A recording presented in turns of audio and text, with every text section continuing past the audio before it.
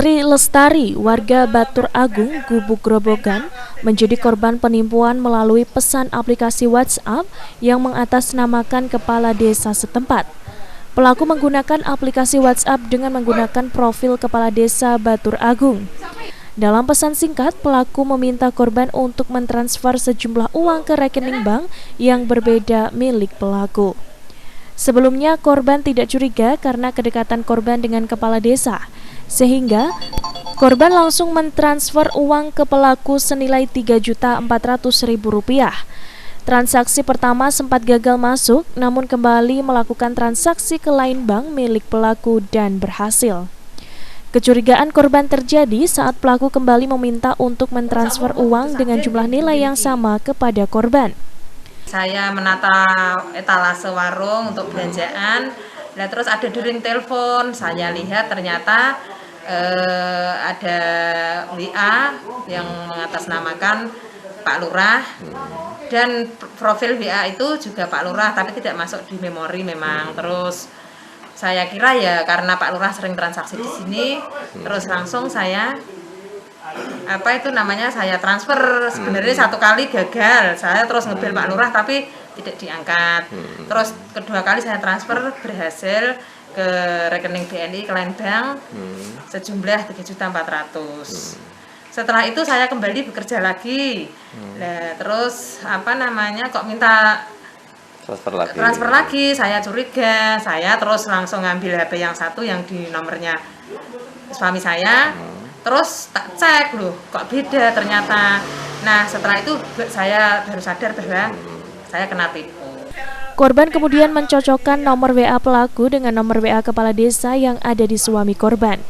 Ternyata, nomor pelaku tidak sama dengan nomor milik kepala desa. Korban kemudian mendatangi rumah kepala desa setempat, dan ternyata benar, kepala desa tidak pernah meminta transfer sejumlah uang kepada korban. Kejadian penipuan sudah pernah terjadi beberapa tahun lalu dengan korban warga yang berbeda. Warga melapor ke pihak desa karena mentransfer uang kepada pelaku. Namun karena durasi waktu yang singkat, uang bisa diurus ke bank. Namun, kejadian kembali terjadi dengan mengatasnamakan kepala desa. Ada oknum yang memakai foto saya untuk dijadikan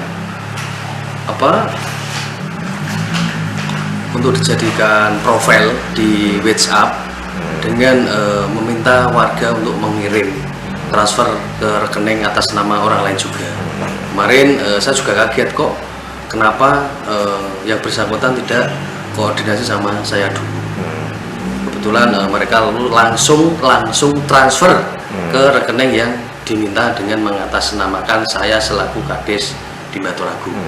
Soalnya itu bukan rekening jaringan ya Pak ya? Bukan, yang jelas bukan.